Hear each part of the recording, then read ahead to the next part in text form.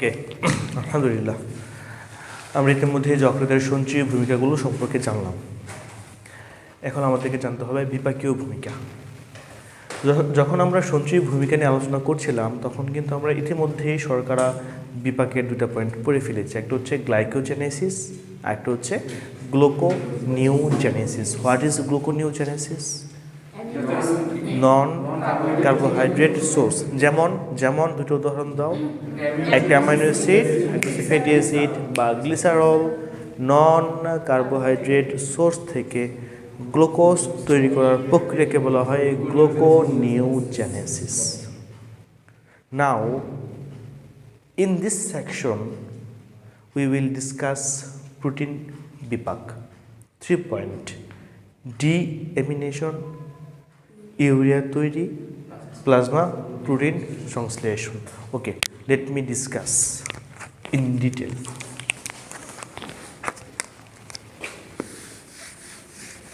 Deamination. Okay, hello, please put your concentration here. So much important,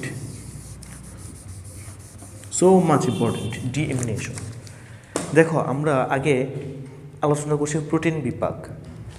আমি protein বিপাক সম্পর্কে যাওয়ার আগে তোমাদেরকে প্রোটিন কাকে বলে এটা নিয়ে একটু আলোচনা করব, খুবই গুরুত্বপূর্ণ। তোমরা যখন পড়তে বসবা বাসায় ঠিক সেম প্যাটার্নে পড়বা, যেভাবে পড়বা সেটা হচ্ছে, ধরো তুমি পড়ছো প্রোটিন বিপাক, সামথিং লাইক দ্যাট, বাসায় পড়ছো। যখন তুমি প্রোটিন শব্দটা পাবা চোখ বন্ধ, এইভাবে ধ্যান, ওম ধ্যান, একদম ধ্যান। কি ধ্যান? প্রোটিন কাকে বলে টোটাল পিকচারটা মাথায় নিয়ে আসবা। প্রোটিন বিভাগ পড়া শুরু করার আগে প্রোটিন কাকে বলে মাথায়। তো আমরা এখন প্রোটিন পড়তেছি, আগে চোখ বন্ধ, প্রোটিন কাকে বলে সেটা মাথায় নিয়ে আসতেছি। What is protein? প্রোটিন হচ্ছে অ্যামাইনো অ্যাসিডের পলিমার। কতগুলো অ্যামাইনো অ্যাসিড? অনেকগুলো অ্যামাইনো অ্যাসিড। এই প্রত্যেকটা বৃত্ত হচ্ছে একটা করে অ্যামাইনো অ্যাসিড। এখন দেখি অ্যামাইনো অ্যাসিড কী জিনিস, তার সংকেতটা জানতে হবে। অবশ্যই একটা কার্বনের 4টা হাত থাকে। একটা হাতের মধ্যে আমি COOH দিলাম, এটা কি মূলক? কার্বক্সিলিক মূলক, তাই তো? তার মানে এটা একটি অ্যাসিড। এখন একটা অ্যাসিড হয়ে গেল, অ্যাসিড।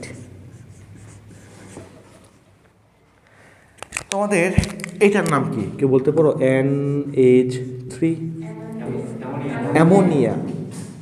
অ্যামোনিয়া থেকে যদি একটা হাইড্রোজেনকে বিয়োগ করে দেওয়া হয়, -1 হাইড্রোজেন যা থাকে তা হচ্ছে NH2। নাইট্রোজেনের হাত কয়টা?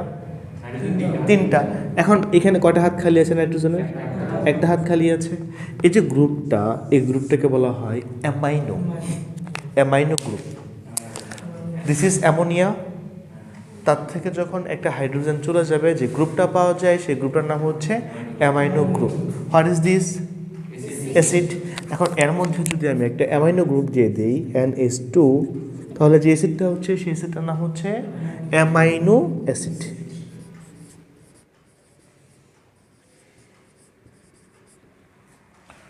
ক্লিয়ার? অ্যান্ড এই যে কার্বনের 4টা হাত দেখতে পাচ্ছ, তার একটা হাতের মধ্যে বসে একটা অ্যালকাইল মূলক, আর একটা হাতের মধ্যে আছে একটা H। আমি আর দিয়ে প্রকাশ করলাম এখানে, বাস। এই যে স্ট্রাকচারটা, এটার নাম হচ্ছে অ্যামাইনো অ্যাসিড। এটা মানে হচ্ছে এই যে অ্যামাইনো অ্যাসিডটা, তাকে আমি বড় করে আঁকলাম, এটা হচ্ছে সেই অ্যামাইনো অ্যাসিড। কোন শিকলটা? আচ্ছা, এখানে দেখো, এখানে আর এটা হচ্ছে একটা অ্যামাইনো অ্যাসিড, বেশি অনেক কিছু নাই। অর্থাৎ এই যে একটা বৃত্ত, এটা হচ্ছে একটা বৃত্ত, এই যে বৃত্তটা। তো এরকম অনেকগুলো বৃত্ত একসাথে যুক্ত হবে, অর্থাৎ অনেকগুলো অ্যামাইনো অ্যাসিড একসাথে যুক্ত হবে। অ্যামাইনো অ্যাসিডের মধ্যে একটা গ্রুপ পাওয়া যায়, গ্রুপটার নাম কি? এই যে গ্রুপ, অ্যামাইনো গ্রুপ। ওকে, কি পাওয়া যায় প্লিজ? Amino group. প্রোটিন হচ্ছে অ্যামাইনো অ্যাসিডের পলিমার। এখন যদি আমি বলি যে প্রোটিনের মধ্যে অ্যামাইনো গ্রুপ পাওয়া যায়, is it right or wrong? Absolutely right answer. আমরা যে খাবারটা খাই প্রোটিন খাবার পরিপাক হয়ে কি তৈরি করে? Amino acid. দ্যাটস মিন এই জিনিসটা তৈরি হচ্ছে। এটা আসছে কোথায়? লিভারের মধ্যে। তো লিভারের মধ্যে এখন যা আছে তার মধ্যে একটা অ্যামিনো গ্রুপ আছে।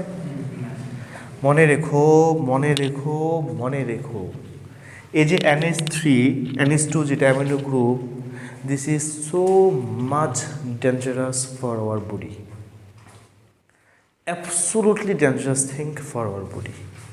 আবারও মনে রাখো, এই যে অ্যামাইনো অ্যাসিড, এই অ্যামাইনো অ্যাসিডের মধ্যে এই যে অংশটুকু, এই অংশটুকু আমাদের শরীরের জন্য উপকারী। শুধুমাত্র এই যে অ্যামাইনো গ্রুপ, সে অ্যামাইনো গ্রুপটা আমাদের শরীরের জন্য প্লিজ ক্ষতিকর, খুবই ভয়ঙ্কর একটা ব্যাপার। তুমি এই জিনিসটাকে শরীরের মধ্যে রাখতে চাও না, শরীর থেকে বের করে দিতে চাও, কিন্তু এই জিনিসটাকে শরীরের মধ্যে রাখতে চাও। তাহলে এখন একটা প্রসিডিউর হচ্ছে, আমরা যদি এই জিনিস থেকে এটাকে কেটে বের করে দিই, ডিলিট করে দিই, তাহলে এটা আলাদা হয়ে গেল এবং এটা থেকে গেল। এটা আমাদের শরীরের কাজে লাগবে, এটাকে আমরা প্রস্রাবের সাথে, মূত্রের সাথে শরীর থেকে বের করে দেব। This is the procedure. এর জন্য তোমাকে এখন এই অ্যামাইনো অ্যাসিড থেকে কি বাদ দিতে হবে, কি ডিলিট করতে হবে? অ্যামাইনো গ্রুপটাকে ডিলিট করতে হবে। আচ্ছা, তোমাদেরকে আমি একটা শব্দ শিখাই, সেটা হচ্ছে ডাই আর ডি। দুটার মধ্যে একটা বিস্তর পার্থক্য আছে, একটা বেসিক ওয়ার্ড ডাই এবং ডি। ডাই শব্দের মানে হচ্ছে দুই, এবং ডিইডি এই শব্দটা এসেছে ডিলেট থেকে, DELET, ডিলেট। ডিলেট মানে কি রে? বাদ দেয়া। ডিলেট মানে বাদ দেয়া। তুমি এখান থেকে কি বাদ দিতে চাচ্ছ? অ্যামাইনো গ্রুপকে বাদ দিতে চাচ্ছ। কি বাদ দিবা প্লিজ? ডি মানে কি? কি বাদ দিবা? Amino. De amino, amination. Clear? So what is deamination? Amino গ্রুপটাকে বাদ দিয়ে দেওয়া। কোন জায়গা থেকে বাদ দিবা? অ্যামাইনো অ্যাসিড থেকে। এই যে অ্যামাইনো গ্রুপটাকে বাদ দিচ্ছি আমরা, নাম হচ্ছে ডিঅ্যামিনেশন। এখন চলো আমরা এখানটাতে একটু মনোযোগ দিই।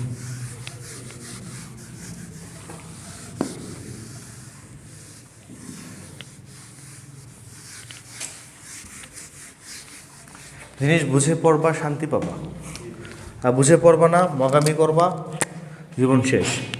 আচ্ছা, এই হচ্ছে লিভার।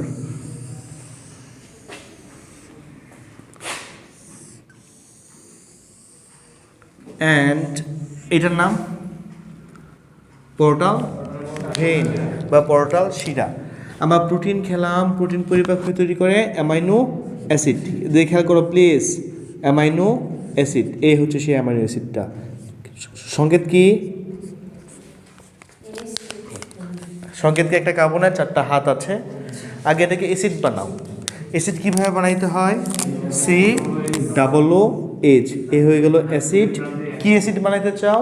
Amino acid. এখানে একটা অ্যামাইনো গ্রুপ দিয়ে দাও, NH2। বাকি দুটো হাত থাকে, একটাতে থাকে R বা অ্যালকাইল মূলক, একটাতে থাকে হাইড্রোজেন। এই যে পদ্ধতিটা, এটার নাম হচ্ছে, যে জিনিসটা পাচ্ছ তার নাম হচ্ছে অ্যামাইনো অ্যাসিড। এই অ্যাসিডের মধ্যে আমাদের উপকারী প্রয়োজনীয় উপাদান হচ্ছে এইটুকু। আমাদেরকে বাদ দিতে হবে কোন অংশটুকু? এটাকে। যে পদ্ধতিতে আমরা এটাকে বাদ দিব, সেই পদ্ধতির নাম হচ্ছে ডিঅ্যামিনেশন। ডিঅ্যামিনেশন প্রক্রিয়া এটাকে বাদ দিয়ে দিলাম।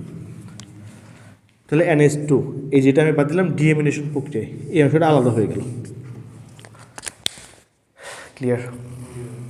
ক্লিয়ার? এখন বলো, ডিঅ্যামিনেশন কোথায় হয়? যকৃতের মধ্যে। এই জিনিসটাকে, এই যে জিনিস, এই জিনিসটাকে তুমি তোমার শরীরের মধ্যে রাখতে চাও নাকি শরীর থেকে বের করে দিবা? শরীর থেকে বের করে দিবা। আচ্ছা, এই যে আমি NH2 লিখলাম, এটা অ্যামিন। নাইট্রোজেনের হাত কয়টা খালি আছে? একটা। সে সবসময় চেষ্টা করে লিভারের মধ্যেই আরেকটা হাইড্রোজেনকে যুক্ত করার জন্য। যখন সেইখানে আরেকটা হাতকে যুক্ত করবে, তখন কি তৈরি হবে? NH3, নাম কি? অ্যামোনিয়া। ওকে? এবং দেখো দেখো দেখো, শোনো শোনো শোনো, মনোযোগ দিয়ে শোনো, সো মাচ ইম্পর্টেন্ট। এটাকে আমরা এখানে রাখতে চাই না, শরীর থেকে বের করব।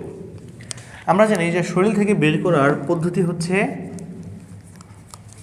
What is the procedure if you want to excrete this, এটাকে রক্তনালীর মধ্যে আমরা নিয়ে যাবো কোথায় প্লিজ? কিডনিতে। Yes, right answer.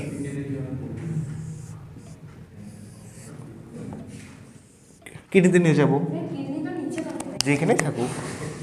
I know kidney নিচে থাকে, তো বোঝার জন্য এখন কিডনি আমার এখানেই আছে। ওহো, so much dangerous student you are. I am sorry for that. লিভারের বাসায় কখনই কিডনি থাকে না। আচ্ছা দেখো, এখানে দেখো কিডনির মধ্যে সেটা থাকবে, ছেঁকে এটা বের হয়ে যাবে, এটাকে আমরা বের করব, এবং আলটিমেটলি এটা বের হবে একটা, এসে আমাদের মূত্রথলিতে জমা হবে, মূত্রনালীর পথে সেটা শরীর থেকে বের হয়ে যাবে। এই তো প্রসিডিওর। শোনো, এই যে অ্যামোনিয়া, এই অ্যামোনিয়া হচ্ছে খুবই নটি। এই অ্যামোনিয়া এখান থেকে কোনোভাবেই কিডনিতে আসতে চায় না। যেহেতু অ্যামোনিয়া কিডনিতে আসতে চায় না, তুমি অ্যামোনিয়াকে কিডনি টানতেও পারবা না। তখন এই কিডনির মধ্যে আরেকটা রিয়াকশন হয়, সেটা হচ্ছে এই অ্যামোনিয়ার সাথে কিডনির মধ্যে যে কার্বন ডাইঅক্সাইড থাকে, সেই কার্বন ডাইঅক্সাইড বিক্রিয়া করে। আচ্ছা, কার্বন ডাইঅক্সাইড কি ভালো জিনিস না খারাপ জিনিস? আমাদের শরীরের জন্য ভালো না খারাপ? দুইটা খারাপ জিনিসকে একসাথে বিক্রিয়া করাইলাম। বিক্রিয়া করার ফলে যা তৈরি হয় তার নাম হচ্ছে ইউরিয়া। কি তৈরি হয় please? Urea, COO NH2 and NH2, this is urea. এখন এই ইউরিয়ার মধ্যে কী কী আছে দেখো, কার্বন আছে, অক্সিজেন আছে, নাইট্রোজেন, হাইড্রোজেন, অর্থাৎ এটাও আছে, দিস ইজ ইউরিয়া। এখন বলো, এই যে ইউরিয়াটা, এই ইউরিয়া আর লিভারে থাকে না। যখন ইউরিয়া তৈরি হয়, বোদর কোথায় আছে? এখন ইউরিয়া কোথায় আসবে? কিডনিতে। অ্যান্ড কিডনি থেকে ছেঁকে এই যে ইউরিয়া চলে আসলো, তারপর ইউরিয়া কোথায় যাবে? মূত্রথলি, দেন শরীর থেকে বের হয়ে যাবে। Clear conception? শোনো, এই যে ইউরিয়া তৈরি করলাম, এই ইউরিয়া কোথায় তৈরি হয়? যকৃতে। অনেক মগা স্টুডেন্ট ভুল করে, ইউরিয়া তৈরি হয় কিডনিতে দিয়ে দেয়, কারণ ইউরিয়া মূত্রের উপাদান, সে এটা জানে, সে দিয়ে দেয় কিডনিতে। আমরা যে প্রোটিন বিভাগ পড়ছি, প্রোটিন বিভাগের দুইটা স্টেপ, একটা হচ্ছে ডিএমিনেশন, আমরা কমপ্লিট করলাম, আরেকটার নাম কি? ইউরিয়া তৈরি। এটাও শেষ। উমা, এটাও শেষ? হ্যাঁ, এটাও শেষ। আরেকটা হচ্ছে ইউরিয়া তৈরি। এই যে ইউরিয়াটা তৈরি হয় একটা চক্রের মাধ্যমে, এটা আমরা ইন ডিটেলস জানবো ইনশাল্লাহ পরবর্তীতে। এই চক্রটার নাম হচ্ছে অর্নিথিন চক্র। কি নাম প্লিজ? অর্নিথিন চক্র। প্রশ্ন হচ্ছে, অর্নিথিন চক্র কোথায় সংঘটিত হয়? অর্নিথিন চক্র কোথায় হয়? যকৃতে। ইউরিয়া কোথায় তৈরি হয়? যকৃতে। বাট ইউরিয়া শুরু থেকে বের হয় কোন অঙ্গাণুর মাধ্যমে?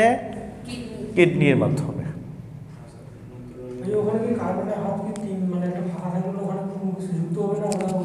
কোথায়? ওখানে তো দুটা বন্ধ হয়ে গেছে।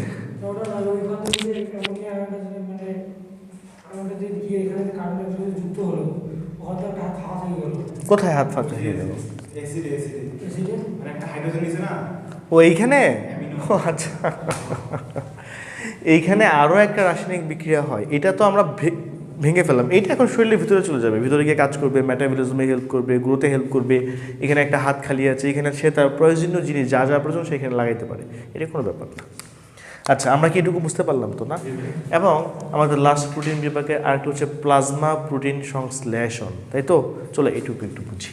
প্লাজমা প্রোটিন সংশ্লেষণ মানে কি? রক্তের উপাদানগুলোর নাম আমরা তো পড়লাম। মনে রেখো, আমাদের শরীরের মধ্যে যত রক্ত পাওয়া যায়, সমস্ত রক্তের একটা গুরুত্বপূর্ণ উপাদান হচ্ছে প্লাজমা প্রোটিন। প্লাজমা প্রোটিন ছাড়া রক্ত আর বাজনা ছাড়া গান একই কথা। যেখানে বাজনা নাই, সেই গান যেরকম বেসুরে মনে হয়, কেউ শুনতে চায় না। শয়তান একটা বাজনা আবিষ্কার করে দিল, বাজনাটা শুনে গান শুনবে, একটু পরে বলবে, ওহ আমি শেষ, আমার জীবনে কোনো সুখ নাই। ওকে ফাইন, ঠিক আছে, সে বলবে আমি শেষ, আমার জীবনে কোনো সুখ নেই। ঠিক তেমনিভাবে আমাদের রক্তের মধ্যে যদি প্লাজমা প্রোটিন না থাকে, সে রক্তের কোনো সুখ নেই, সে রক্তে তো বিশাল ঝামেলা হয়। এই যে লিভার, সে হচ্ছে রসায়নগার, যা প্রয়োজন সব কিছু সে তৈরি করে। এই লিভার এই শরীরের মধ্যে যত প্রয়োজন, যত প্লাজমা প্রোটিন, সমস্ত প্লাজমা প্রোটিনগুলোকে তৈরি করে। যত প্লাজমা প্রোটিন প্রয়োজন, সমস্ত প্লাজমা প্রোটিনগুলোকে কে তৈরি করে প্লিজ? ইয়েস। অ্যান্ড আলটিমেটলি সেগুলো কোথায় যাবে? রক্তের মধ্যে।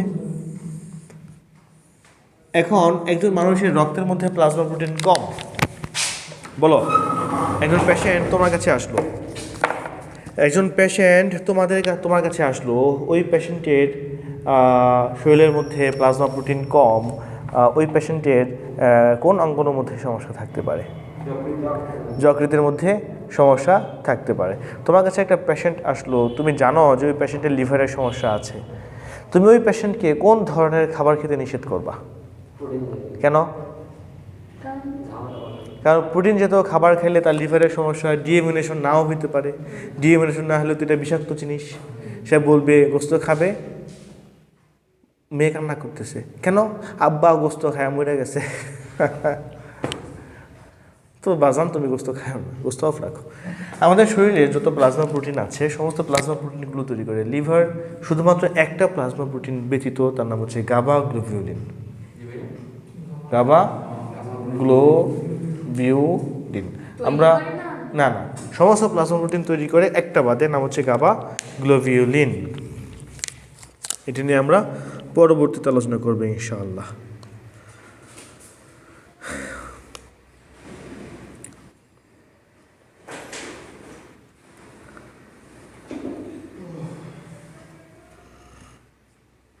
ওকে, তারপর হচ্ছে আরেকটা বিপাক। সেই কী বিপাক? এটা ফ্যাট বিপাক।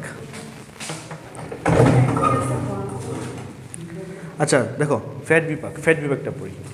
তোমাদের একটা চমৎকার কনসেপশন আমি তৈরি করে দেব ফ্যাট বিপাক নিয়ে, যে মানুষের লাইফস্টাইলের জন্য খুব গুরুত্বপূর্ণ। আমরা যে মানুষগুলো তাদের লাইফস্টাইলে বিশ্বাসী, তোমাদের লাইফস্টাইল সম্পর্কে এই কথাটা খুবই গুরুত্বপূর্ণ, মনোযোগ দাও। আমরা যখন মানুষ মোটা হয়ে যাই, আমরা কিন্তু মানুষকে বলি আপনি চর্বি জাতীয় খাবার খাবেন না, চর্বি খাবেন না, আরে চর্বি, এত চর্বি কেন? আরে এমনিতে মোটা হয়ে যাচ্ছে, চর্বি খাচ্ছি না, তেল খাচ্ছি না। কিন্তু সে ইচ্ছে মতো ভাত খায়, কিন্তু সে তেল আর চর্বি খায় না। তোমাদের কাছে আমি দেখাই, তেল আর চর্বি খেলে মানুষ মোটা হয় নাকি ভাত খেলে মোটা হয়? ভাত খেয়ে ঘুমাইলে মোটা হয়। আমি ভাত খেয়ে ঘুমাইতেছি 25 বছর ধরে, এখনও মোটা হইতে পারি নাই। তোর এই ডাক্তারি বিদ্যার জন্য তোর আমি ক্লাস থেকে বের করব। আচ্ছা ঠিক আছে, যাই হোক, ভাত খেলে ঘুমায়। এখন শোনো কীভাবে, মনে রেখো, আমাদের শরীরে যে চর্বিগুলো থাকে, এই চর্বিগুলো সাধারণত লিভারের মধ্যে জমা হয় না। হ্যাঁ, জমা হয় একটা পর্যায়ে গিয়ে জমা হয়, যাকে বলি আমরা ফ্যাটি লিভার। কিন্তু আমরা যে চর্বিগুলো খাই, এগুলো সাধারণত লিভারে জমা হয় না। লিভারের কাজ কি জানো? লিভারের কাজ হচ্ছে চর্বিকে ক্লিয়ার করে ফেলা। আমাদের রক্তের মধ্যে যত চর্বি আছে সব ক্লিয়ার করে ফেলা। কিন্তু আমরা ভাত খেলে কি তৈরি হয়? গ্লুকোজ। এই যে গ্লুকোজটা, যখন আমরা অতিরিক্ত গ্লুকোজ খাই এবং অতিরিক্ত গ্লুকোজ লিভারের মধ্যে আসে, মনে রেখো এই গ্লুকোজটাকে লিভার ফ্যাটে কনভার্ট করে। কিসে কনভার্ট করে? ফ্যাটে বা চর্বিতে কনভার্ট করে। এবং শোনো, গ্লুকোজকে কিসে কনভার্ট করছে? ফ্যাটে বা চর্বিতে। আর ওই যে ফ্যাট বা চর্বি, এইটা লিভার জমা রাখে। বুঝতে পেরেছ? লিভার চর্বিকে ঠিক এইভাবে জমা রাখে। আবার যখন তোমার শরীরের মধ্যে, আমাকে বলো, তোমার শরীরে গ্লুকোজের ঘাটতি আছে, লিভারের মধ্যে কোনো গ্লুকোজ নাই, লিভার কি গ্লুকোজ সাপ্লাই দিতে পারবে? কিভাবে? অ্যামাইনো অ্যাসিড এবং গ্লিসারল থেকে। গ্লিসারল কার অংশ? লিপিড মানে ফ্যাটের অংশ, ইজন্ট ইট? তার মানে এইভাবেও আমাদের লিভার ফ্যাট বিপাকে সহায়তা করছে। ক্লিয়ার? ওকে, এটি হচ্ছে ফ্যাট বিপাক। এখান থেকে আর তেমন বিস্তারিত আমাদের কিছুই জানতে হবে না। এবং আর দু একটা শব্দ তোমরা একটু লিখে রাখো, বইটা দাগাও, তাহলেই হয়ে যাবে। আমরা তেমন কিছু আর এখান থেকে জানবো না ইনশাআল্লাহ। একটু হচ্ছে লোহিত রক্তকণিকা উৎপাদন এবং ভাঙন, এটা হচ্ছে একটা কাজ। আমরা জানি যে ছোটোকাল থেকে আমরা অনেকবার পড়ে আসছি আজ আমাদের লিভার রক্ত তৈরি করে, ছোটোকাল থেকে পড়ে আসছি। একটা পেশেন্ট তোমার কাছে রক্ত শূন্যতা নিয়ে আসলো, পেশেন্টের কোথায় সমস্যা? যকৃতে। ভুয়া কথা। শোনো, মানুষ যখন ছোট থাকে, মায়ের পেটে থাকে, তখন রক্ত তৈরি হয় লিভার থেকে। মানুষ যখন বড় হয়ে যায় তখন রক্ত তৈরি হয় অস্থিমজ্জা থেকে। ওকে, ছোটো বাচ্চাদের যদি রক্তের সমস্যা থাকে, সমস্যা কোথায়? লিভারে, একদম বাচ্চা। আর বড় মানুষের রক্তের সমস্যা থাকলে সমস্যা অন্য জায়গাতে। ওকে, তো লোহিত রক্তকণিকা উৎপাদন এবং লোহিত রক্তকণিকা ভাঙন হয় লিভারের মধ্যে। আমরা নেক্সট লেকচারে এটা নিয়ে আলোচনা করবো অল্প সময়। এবং দেখো লেখা আছে হিমোগ্লোবিনের ভাঙন। ওকে, নেক্সট লেকচারে আমরা হিমোগ্লোবিনের ভাঙন নিয়ে অল্প সময় আলোচনা করব। হরমোন সংশ্লেষণ একটা পয়েন্ট আছে, এটা দাগাও, খুবই গুরুত্বপূর্ণ। হরমোন সংশ্লেষণ লেখা আছে যকৃৎ অ্যাঞ্জিওটেনসিনোজেন নামক হরমোন সংশ্লেষণ করে। এটা নিয়ে আমরা যখন শ্বাসক্রিয়া অধ্যায়টা পড়ব তখন অ্যাঞ্জিওটেনসিন নিয়ে আলোচনা করবো ইনশাল্লাহ। এখান থেকে দাগায় ফেলো, যকৃৎ কোন হরমোনটা তৈরি করে? অ্যাঞ্জিওটেনসিন নামক হরমোন তৈরি করে, যা বৃক্ক থেকে রেনিং এনজাইম ক্ষরণে সহায়তা করে। লাইনটা দাগাও, খুবই গুরুত্বপূর্ণ, পরীক্ষা আসে। অ্যাঞ্জিওটেনসিন কোন জায়গা থেকে ক্ষরিত হয়? এই মোটামুটি। চলো এখন আমরা লিভারের আরেকটা কাজ, সেটা হচ্ছে হিমোগ্লোবিনের ভাঙন। এটা পরে আমরা আমাদের লেকচার শেষ করব। হিমোগ্লোবিনের ভাঙন। ওকে ওকে, এখন আমরা আলোচনা করব হিমোগ্লোবিনের ভাঙন। খুবই গুরুত্বপূর্ণ, প্লিজ এটার জন্য আলাদাভাবে আমি শুরু করলাম। এই জন্য হিমোগ্লোবিনের ভাঙন খুবই গুরুত্বপূর্ণ, খুবই গুরুত্বপূর্ণ। হিমোগ্লোবিনের ভাঙন, please write it down, so much important.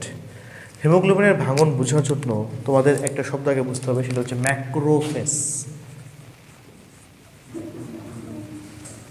Macrophage, what is macrophage? You should clear about macrophage. You should clear about macrophage. Macrophage. Macrophage. খুবই গুরুত্বপূর্ণ। ম্যাক্রো শব্দের অর্থ জানো কি? বড়। মাইক্রো মানে হচ্ছে ছোট। ফেজ শব্দের মানে কি জানো? দশা। তো হোয়াট ইজ ম্যাক্রোফেজ? বড় একটা দশা, বড় একটা দশা। এই ম্যাক্রোফেজটা বোঝার জন্য আমি তোমাদেরকে এখানে একটু মুছে দিচ্ছি। খেয়াল করো, খুবই গুরুত্বপূর্ণ একটা পয়েন্ট, খুবই গুরুত্বপূর্ণ একটা পয়েন্ট। এটা হচ্ছে আমাদের রক্তনালী,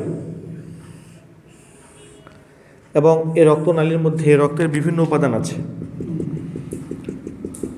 রক্তের কোষ আছে, অনেকগুলো কোষ আছে, তাই না? তার মধ্যে রক্তের একটা কোষের নাম হচ্ছে নিউট্রোফিল। নাম শুনছ? হ্যাঁ, ওকে। এক কথায় রক্তের কোষ। আমরা এখন বিস্তারিত জানবো না। নিউট্রোফিল, আরেকটা কোষ আছে বেসোফিল, আরেকটা কোষ আছে ইউসিনোফিল। এই যেগুলো হচ্ছে সেই কোষগুলো রক্তের লোহিত রক্তকণিকার কোষ। শোনো, যদি কোনো কোষ রক্তনালী থেকে বের হয়ে যায়, নর্মালি কি হয়? নর্মালি হচ্ছে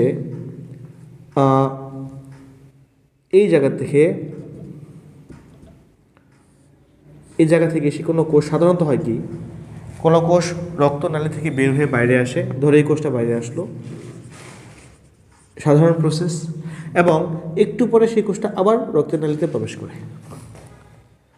ওকে, কিন্তু কিছু কিছু কোষ আছে যে কোষগুলো রক্তনালী থেকে বের হয়ে যায়, বের হওয়ার পরে সেইখানে কিছুক্ষণ অবস্থান করে, ভিতরে প্রবেশ করে না, অবস্থান করে এখানে সে খুব ভালো খাবার পায়। যখন থেকে সে খুব ভালো খাবার, সেইখানে খাবার খায় এবং আস্তে আস্তে এটা আকৃতি বড় হয়ে যায়। আচ্ছা বলো, যে পথ দিয়ে সে বের হয়েছে সেই একই পথ থেকে এখন সে ভিতরে প্রবেশ করতে পারবে না। এই রক্তটা কি আবার, রক্তকোষটা কি আবার কখনোই রক্ততে ফিরে আসতে পারবে না? ফিরে আসতে পারবে না। সে এখন কোথায় আছে? রক্তের বাইরে আছে। আচ্ছা, ওই যে দশটা অবস্থাটা, সে নর্মাল থেকে বড় হয়েছে না ছোট হয়েছে? নাম হচ্ছে ম্যাক্রো। কি নাম? ম্যাক্রো। ফেজ মানে হচ্ছে দশটার নাম হচ্ছে macrophage. Clear? Clear conception? Macrophage. এখন দেখো, এই যে ম্যাক্রোফেজগুলো আমি দেখলাম, খেয়াল করো, এই যে রক্তনালী, এই যে রক্তনালী, এই রক্তনালী থেকে একটা রক্তনালী বের হয়ে গেল, এটা হচ্ছে লিভার। লিভার দিয়ে রক্তনালীটা যাচ্ছে। এখন এই রক্তনালী যখন এদিকে যাচ্ছে, তখন একটা কোষ এই রক্তনালী থেকে বের হয়ে গেল, এই যে, এবং বের হওয়ার পর সে এটা আকারে বড় হয়ে গেল, সে কি আর রক্তে প্রবেশ করতে পারবে? তাহলে এই কোষটা চিরস্থায়ীভাবে কোথায় বসবাস করতে হবে? যকৃতে। যকৃত থেকে বের হওয়ার তার কোনো সুযোগ নেই। ওকে, আবার আরেকটা কোষ এখানে চলে গেল ফুসফুস, এবং রক্তনালী চলে গেল, সে রক্তনালী থেকে বের হয়ে গেল, বের হয়ে তার আকার বড় হয়ে গেল খাবার খেয়ে, তাকে স্থায়ী হতে হবে ফুসফুসে। এমনিভাবে বিভিন্ন অঙ্গে গিয়ে সে স্থায়ী হয়, আর বের হতে পারে না, তাই তো? তাহলে ম্যাক্রোফেজ কোথায় থাকে? রক্তে নাকি টিস্যুতে? টিস্যুতে। এই যে ম্যাক্রোফেজ, এগুলোর ভিন্ন ভিন্ন নাম আছে। লিভারে যে ম্যাক্রোফেজটা থাকে তার নাম হচ্ছে কাফ্ফার কোষ। কি নাম প্লিজ? কাফ্ফার কোষ। কাফ্ফার কোষ। লিভার ম্যাক্রোফেজের নাম কি? কাফ্ফার কোষ। তাহলে কাফ্ফার কোষ লিভারের ব্যতীত আর কোথাও কি পাওয়া সম্ভব না? এই যে কোষ, এই কোষগুলোর একমাত্র কাজ হচ্ছে ধ্বংস করা, ভাঙা। যা কিছু পাবে সে ভাঙবে। অর্থাৎ কোনো জীবাণু যদি রক্তে না এসে, রক্তের মাধ্যমে আসলো না, সরাসরি টিস্যুতে প্রবেশ করলো, অর্থাৎ লিভারে প্রবেশ করলো, তাহলে জীবাণুকে কে প্রোটেক্ট করবে? এই কাফ্ফার কোষ। যে ফুসফুসের মধ্যে যে বড় কোষটা আছে, যার ভিতরে প্রবেশ করলো না, ফুসফুসের যে ম্যাক্রোফেজ, তার নাম হচ্ছে টাইপ 2 নিউমোসাইট। টাইপ 2 নিউমোসাইট পরীক্ষা আসবে। ফুসফুসের ম্যাক্রোসাইটের নাম কি? Type 2 pneumocyte. অ্যান্ড আরেকটা রক্তনালী চলে গেল, এই রক্তনালী গেল ব্রেনের মধ্যে। ব্রেন, যখন রক্তনালী ব্রেন ক্রস করলো, এখান থেকে একটা কোষ বের হয়ে ব্রেনের মধ্যে অবস্থান করলো। শোনো, এই 4টা থেকে মেডিকেল ভর্তি পরীক্ষায় প্রশ্ন হয়। প্রবেশ করে কোষটা বড় হয়ে গেল, নাম হচ্ছে ম্যাক্রোফেজ। কোথায় আছে ম্যাক্রোফেজটা? ব্রেনে, তার নাম হচ্ছে microglia. Micro type 2 pneumocyte. Type 2 pneumocyte. Type 2 pneumocyte. Pneumocyte. Type 2 pneumocyte. এখন আমি যদি বলি যকৃতের মধ্যে রক্ত ভাঙে, যদি আমি এখন বলি যে যকৃতের মধ্যে রক্ত ভাঙে, তোমরা আমাকে বলো কোন কোষ রক্তটাকে ভাঙবে? কাফ্ফার কোষ। রক্তের সাধারণ আয়ুষ্কাল কতদিন? 120 দিন। দেখো, রক্ত যখন যকৃত দিয়ে যায়, যখন 120 দিন পার হয় রক্ত, এই যে রক্তগুলো আছে, এগুলো বয়স 120 দিন পার হয়ে গেল, তখন এই রক্তগুলো খুব স্লো হয়ে যায়, এভাবে আস্তে আস্তে হাঁটে, সে আর স্পিডে যেতে পারে না। রক্ত নর্মালি কীভাবে ফ্লো হয়? Very speed. বাট যখন তার বয়স বেড়ে যায়, বৃদ্ধ হয়ে যায়, 120 দিন পার হয়, তখন রক্ত ভেরি স্লোতে হাঁটে। যখন সে স্লোতে হাঁটে, তখন এখান থেকে বের হয়ে যায়, কে ধরবে? কাফ্ফার কোষ ধরে। রক্তের, এটা কোন কোষ? রক্তের লোহিত রক্ত কণিকা। এই লোহিত রক্তকণিকার বয়স যখন 120 দিন পার হয়, লোহিত রক্তকণিকা খুব দুর্বল হয়ে যায়, লিভারের মধ্যে যখন আসে, এই কাফ্ফার কোষ তাকে ধরে ভাঙে। ওকে, লোহিত রক্তকণিকাকে ভাঙলে পাওয়া যায় হিম প্লাস গ্লোবিন। হিমোগ্লোবিন কোথায় পাওয়া যায়? হিমোগ্লোবিন কোথায় পাওয়া যায়? লোহিত রক্তকণিকায়, তাই না? তো লোহিত রক্তকণিকাকে ভাঙলে পাওয়া যাচ্ছে হিম প্লাস গ্লোবিন, মানে হচ্ছে হিমোগ্লোবিন। ওকে, গ্লোবিন মানে কি? প্রোটিন। ইয়েস, হ্যাঁ। আর প্রোটিনকে ভাঙলে কি পাওয়া যায়? Amino acid. শেষ। আর হিম কি জিনিস? রঞ্জক। এক ধরনের রঞ্জক, একটা রং যেখানে থাকে ফেরাস আয়ন, এফি আয়ন, এটা থাকে। যখন এখান থেকে এই ফেরাস আয়নটা বাইরে বের হয়ে যায়, হিম থেকে বের হয়ে যায়, তখন এটা আর রং থাকে না, তখন যেটা থাকে তার নাম হচ্ছে বিলিরুবিন। কি নাম প্লিজ? বিলিবার্ডিন। হ্যাঁ, নাম কি? বিলিবার্ডিন। এটা দেখতে হচ্ছে সবুজ কালার, সবুজ কালার। দিন যত যায় এই বিলিবার্ডিনটা হয়ে যায় হলুদ কালার, যার নাম হচ্ছে বিলিরুবিন। কালার কি প্লিজ? বিলিরুবিনের কালার কি প্লিজ? হলুদ।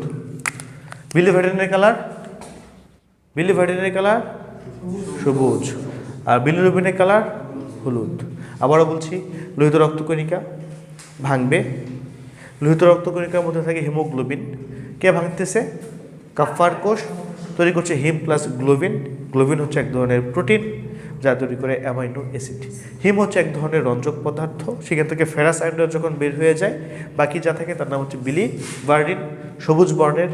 দিন যত যায় এই বিলিভার্ডিনটা সবুজ থেকে আস্তে আস্তে হলুদে কনভার্ট হয়ে যায়, হলুদ বর্ণের নাম হচ্ছে bilirubin. Okay, thank you, that's the lecture.